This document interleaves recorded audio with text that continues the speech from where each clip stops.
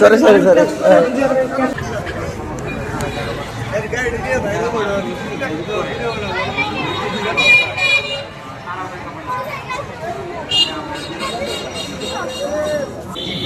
মানে বাইক আমাদের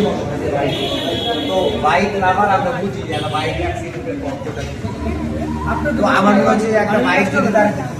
মানবিক কাজ তো একটা বাইকের প্রতি আমার ভালোবাসা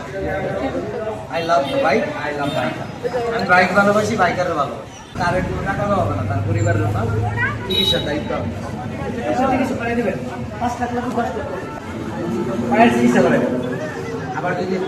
ব্রেনের সমস্যা থাকে পুলিশ চিকিৎসা করবে মানবিক কাজ না এটা বিজনেস আর সবচেয়ে বড় ব্যাপারটা হচ্ছে ফিফা যে বিশ্বকাপ